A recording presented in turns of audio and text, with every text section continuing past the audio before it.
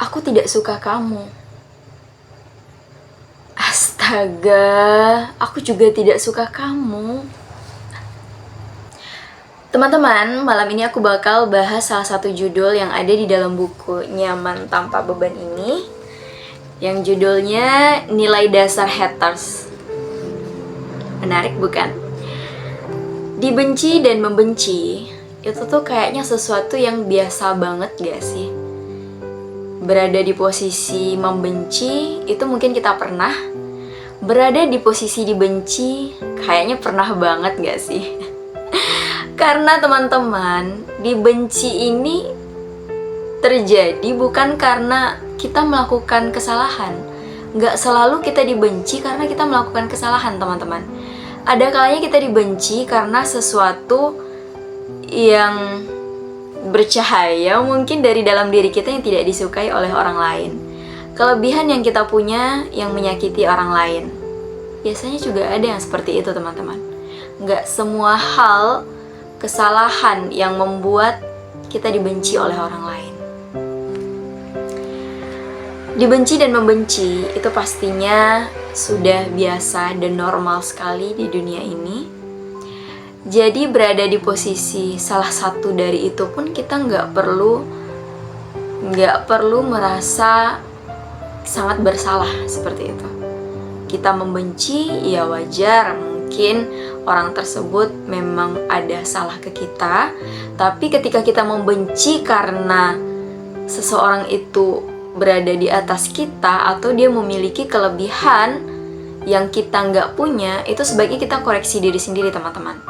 Itu sebaiknya kita mempertanyakan kepada diri sendiri, kenapa kita harus membenci mereka? Kenapa kita harus membenci orang itu? Padahal orang itu sama sekali tidak menyakiti kita, bukan? Mereka hanya punya kelebihan yang mungkin kita nggak punya memang. Tapi nggak harus dengan cara itu kita membenci orang tersebut, teman-teman. Coba periksa lagi hatinya. Kayaknya ada yang bermasalah deh dengan hatinya. Berada di posisi dibenci juga nggak perlu membuat kita nggak perlu menjadi suatu beban. Nggak perlu terlalu dipikirkan, teman-teman. Dibenci itu biasa banget. Dan ya seperti yang aku katakan tadi, nggak semua orang benci ke kita itu karena kita melakukan kesalahan. Ada kalanya itu karena kelebihan yang kita miliki menyakiti hatinya.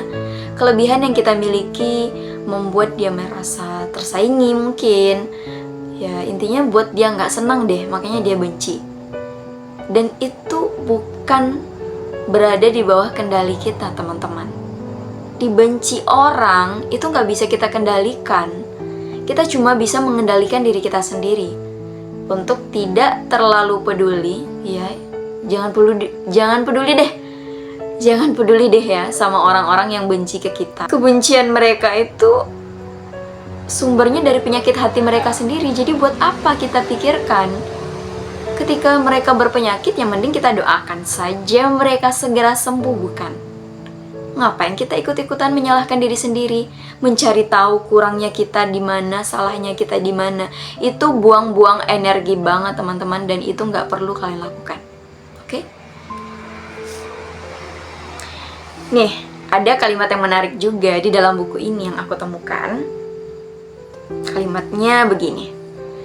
Meskipun kita berharap tidak dibenci oleh siapapun, seperti film, teman-teman, sebagus apapun, rumah makan seenak apapun, musik seindah apapun, tidak mungkin bisa disukai oleh semua orang.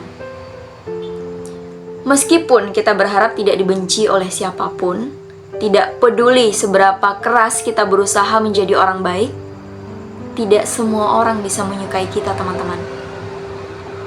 Meskipun begitu, jangan terlalu bersedih. Meski ada orang yang membenci kita, hal itu tidak bisa menghancurkan keberadaan kita, teman-teman. Masih ada pastinya orang-orang yang mencintai kita. Karena itu, kita dengarkan saja kata-kata dari orang-orang yang mencintai kita, bukan kata-kata yang melukai kita.